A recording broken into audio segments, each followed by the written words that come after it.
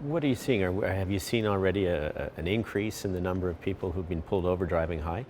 We know impaired driving continues to be the leading cause of criminal death within Canada, both alcohol and on the driving side, or the drug side. We have seen drug impaired driving statistics creep up in the last little bit. Would I expect to see that increase? I would have to say yes, based on experiences in other jurisdictions where they saw an increase with respect to legalization.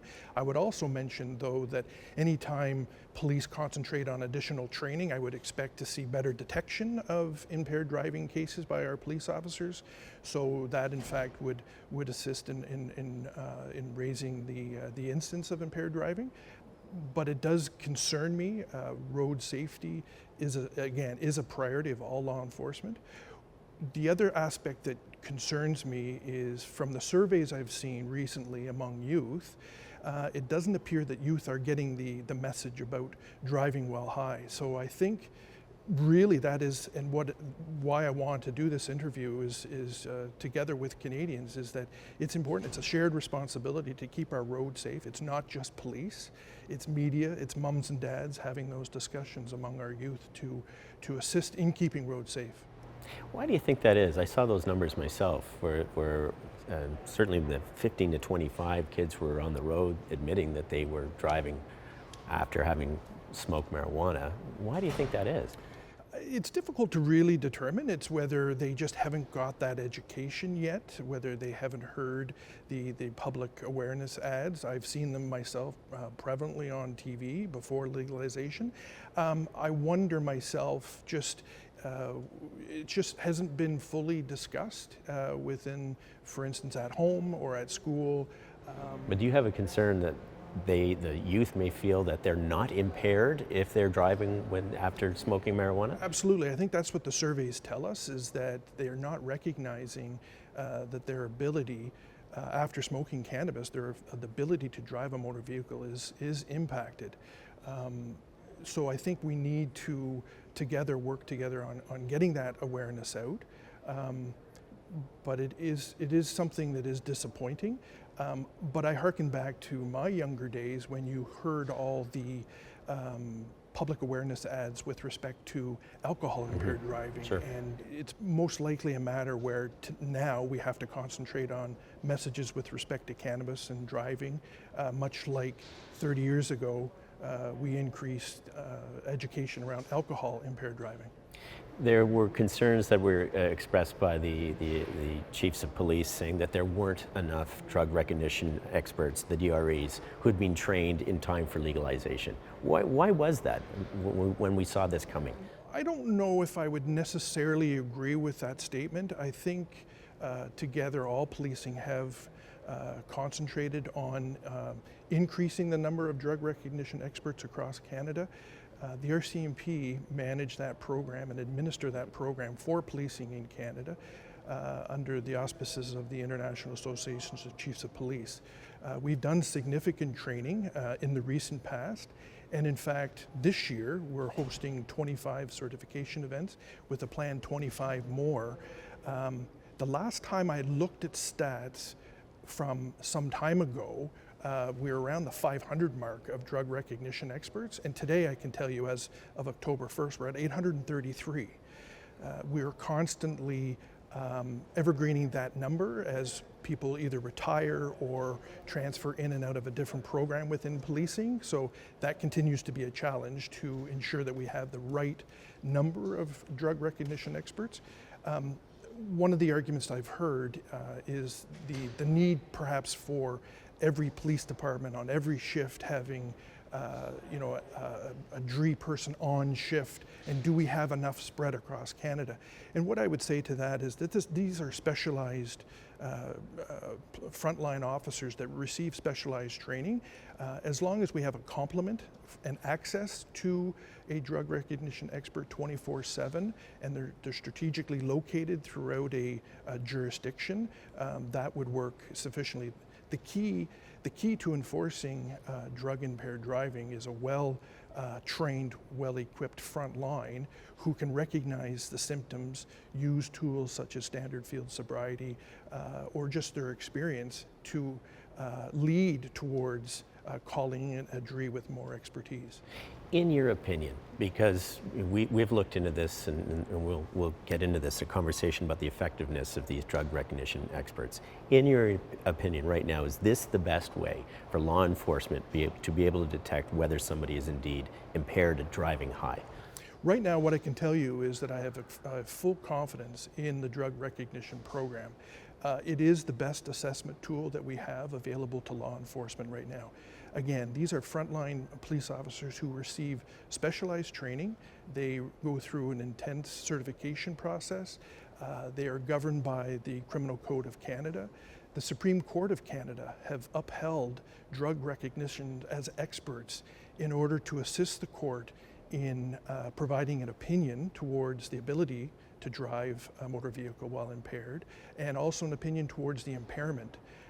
So I have full confidence that a jury recognition expert, well trained, has the necessary experience, but recognize that the jury person is called in post-arrest. Mm-hmm. So what's also significant is the investigating officer's initial observations, why they were called to that particular scene, what they have to add to the investigation. So it's really in totality that the drug recognition provides that opinion, that assessment to the court, which is confirmed through a toxicological sample, and all that contributes to assisting the court in determining guilt or innocence. How reliable are those assessments, those opinions?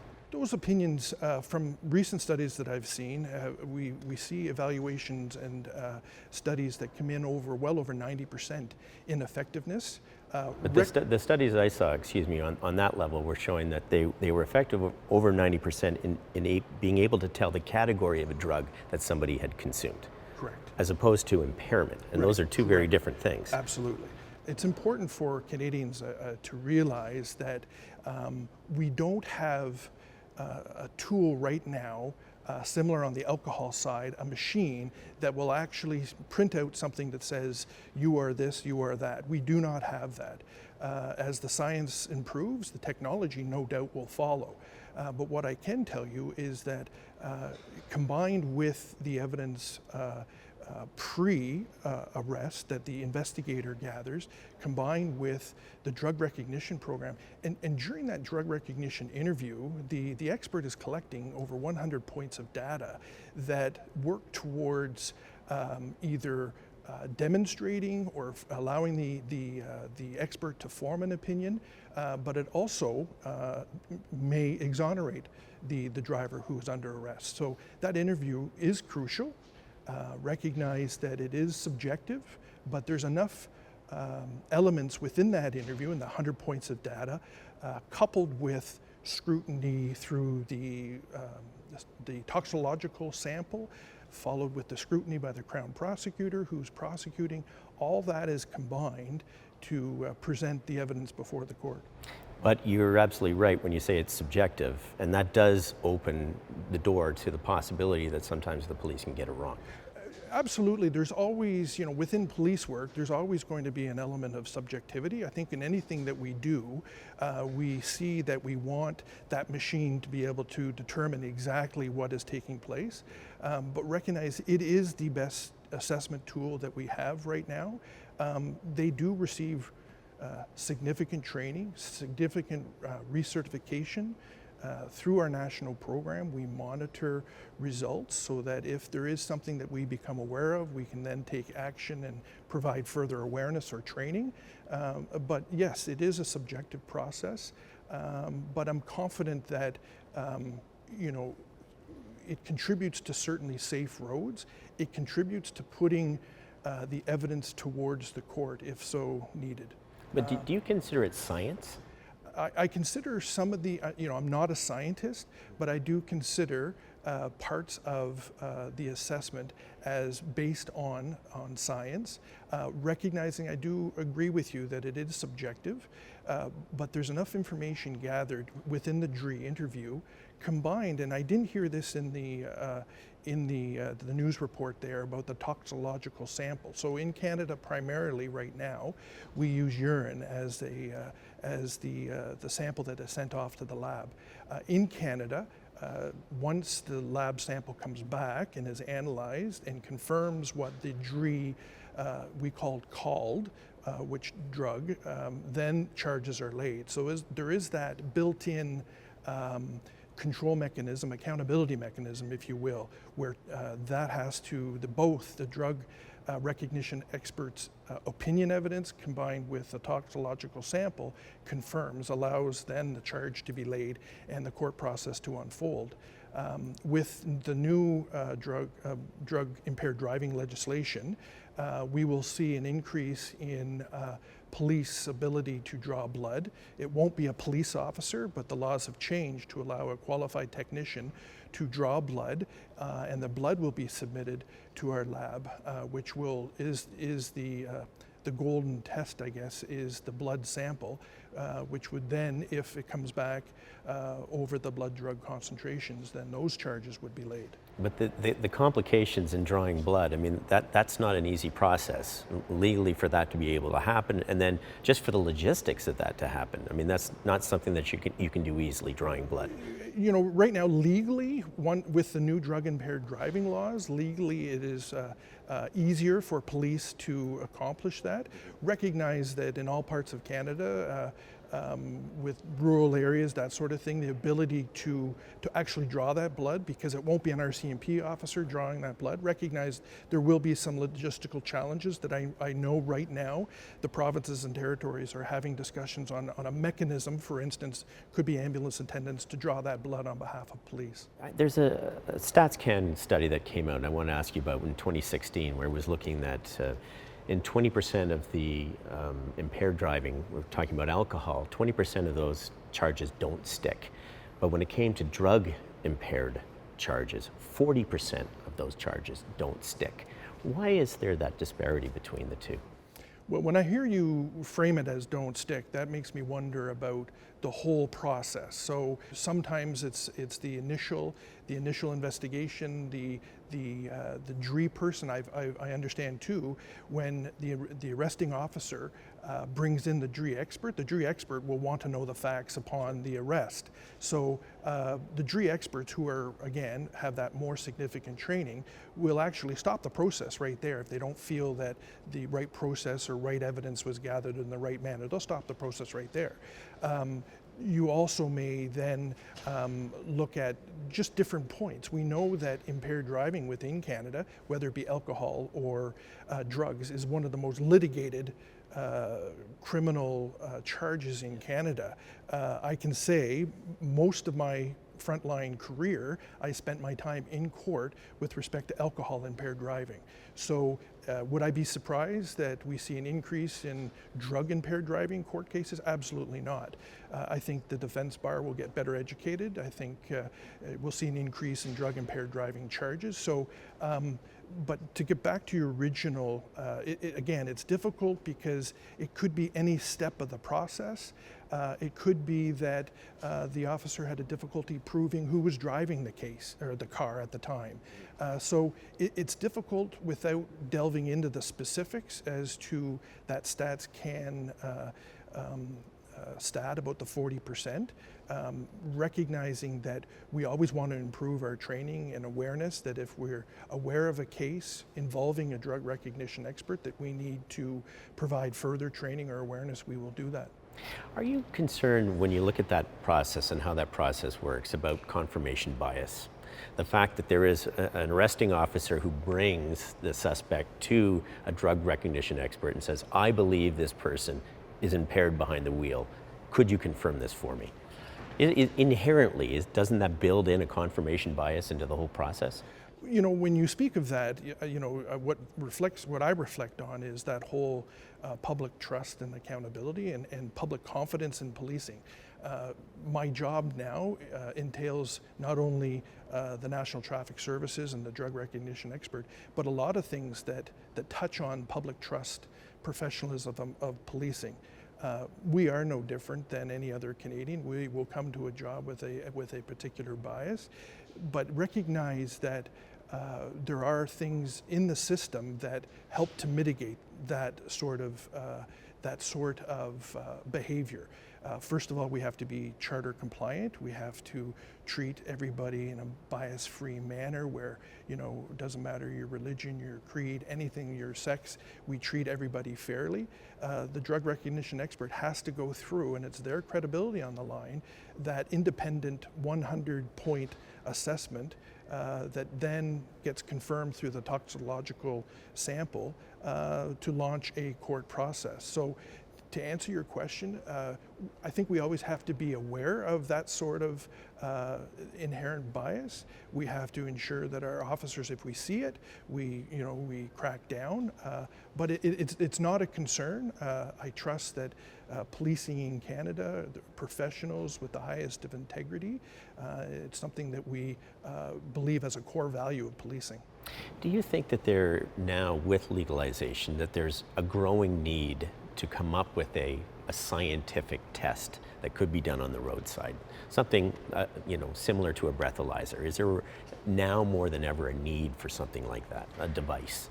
I think we'll see, no doubt, when we saw the CSI effect, if you will, where we demanded, as Canadians, we demanded that there be DNA at every scene, and that we did not listen to evidence unless there was DNA presented. I think we'll see similar sort of need on behalf of Canadians to develop a device such as that. I think what Canadians want is they want something that they can understand, much like the alcohol, where we know 0.08 is the level of impairment, and how many drinks that will take to get to there. The science isn't there yet to determine how many marijuana cigarettes it will take. What we do know is one is too many. So the message that we're trying to get out is, both on the alcohol and the cannabis impaired driving, is that one is too many. So don't take the risk. We know that in December there's going to be new alcohol. Mandatory alcohol screening coming out, which will greatly increase alcohol enforcement, and no doubt will have an impact psychologically, not to want to go through a road check, but also hopefully deter drug impaired driving at the same time. Would you like that, though? I mean, in terms of speaking on behalf of law enforcement, would that make the process a lot easier? Remove that sort of subjective component to it? If you could have something spitting out a number? Anytime, police have adjusted to technology, whether it be our records management system, whether it be radios, whether it be more significant technological advances that we use on investigations. We're quite resilient and adaptive to any sort of improvements in technology. Would that assist us? Absolutely. But the science, as I'm told, is not there yet. And I don't doubt that there'll be industry people out there right now trying to find that link towards how the drug is metabolized in the system, and how we can get a similar correlation between alcohol and blood, because I think that's how everybody will understand it more, but recognize that right now police have the tools and the expertise in which to enforce drug impaired driving, to assist in keeping our roads safe. Because it seems that science is much better now at detecting whether there's the presence of THC, for example, in the driver's system, but that doesn't necessarily prove impairment. There's a big difference between the two. Absolutely, absolutely. So with the new legislation, the Government of Canada has rolled out new oral fluid devices, which do exactly that. They test for the presence of cannabis. So yes, we've seen that sort of device come out. And even some police forces here in Ottawa, for example, don't want to adopt this device yet, saying that it doesn't seem like it's proven, or it's going to be really exactly what the officers need at this point in time. There's been a lot of discussion. I don't know if I would agree with your assessment about proven. Don't forget that under Department of Justice, this particular Dragger 5000 went through a rigorous process through the Drugs and Driving Committee, which is a series of experts, toxicologists. They would have wrote standards, and then they were tested towards those standards. So even with the oral fluid testing, it's still going to come down to the officer's observations to prove impairment Absolutely, it'll be the part of the court process. So, the officer will make a traffic stop, will use their training and experience in observation, and the interaction with the driver will provide evidence. If it leads towards testing on an oral fluid device, that's another piece of evidence. That then could mean calling in a drug recognition expert.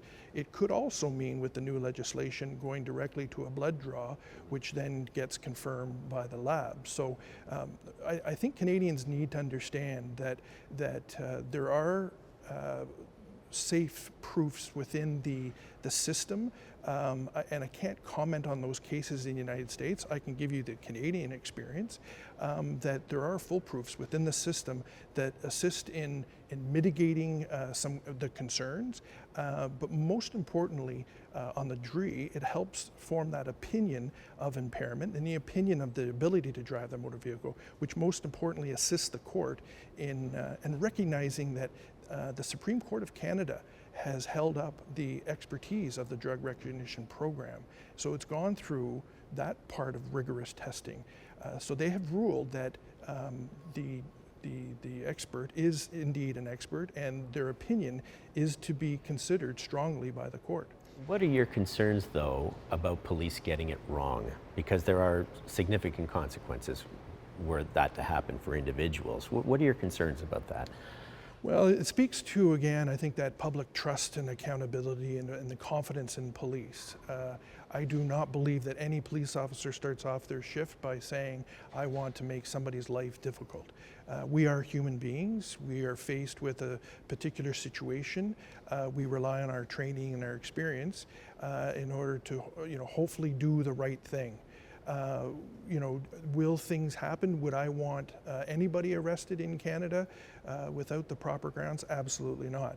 That's why our training, we're focusing on training, rigorous recertification of either the SFST trained people or the drug recognition trained people. But recognize right now it is our only assessment tool available to police.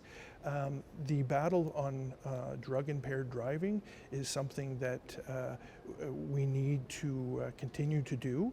The effects, having dealt with victims at alcohol impaired driving fatalities and seen some of the stories, whether they be commercials from Mad Canada, they're absolutely heart-wrenching. So I go back to the fact that it's a shared responsibility on the public awareness among our youth, among adults, that we all share that to improve road safety. I think everyone can agree on that point. Yes. Thank you very much for your time. Thank you.